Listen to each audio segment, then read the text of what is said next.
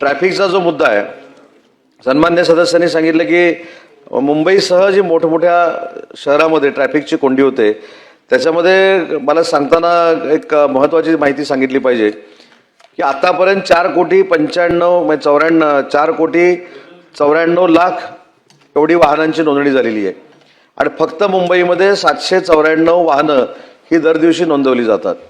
मग ही वाहनं नोंदवली असताना ही सगळी रस्त्यावर येतात आणि ती रस्त्यावर कमी यावीत यासाठी महाराष्ट्र शासनानं पुणे असेल, मुंबई असेल, नागपूर असेल, या ज्या मेट्रो सिटीज आहेत तिथं मेट्रोचं जाळं निर्माण करण्याचा एक निर्णय सरकारच्या वतीनं घेतलेला आहे। संपूर्ण महाराष्ट्रामध्ये हे मेट्रोचं जाळं विणत असताना मुंबईमध्ये 393.76 किलोमीटर, पुण्यामध्ये 136.42 किलोमीटर आणि नागपूरमध्ये 83.82 किलोमीटर एवढ्या मेट्रोचा प्रवास भविष्यामध्ये होणार आहे।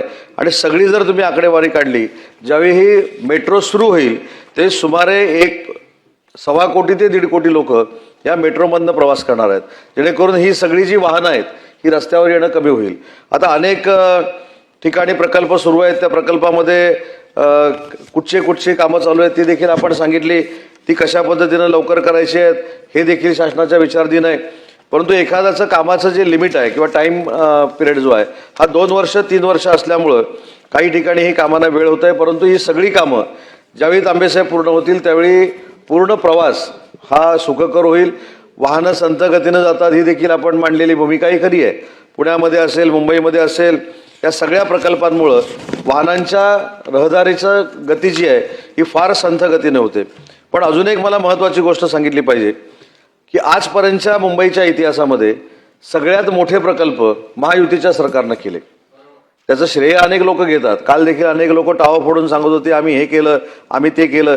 जे सांगत होते त्यांनी फक्त स्टे देण्याचं काम केलं, बाकी त्यांनी काहीच काम केलं नाही।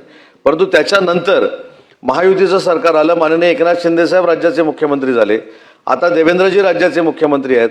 अतिशय वेगानं ही वाहतूक कोंडी फोडण्याच्या दृष्टीनं पुणे, मुंबई, नागपूर यासारख्या ठिकाणी, इव्हन छत्रपती संभाजीनगर या ठिकाणी अतिशय मोठमोठे प्रकल्प सुरू आहेत आणि त्यातला सगळ्यात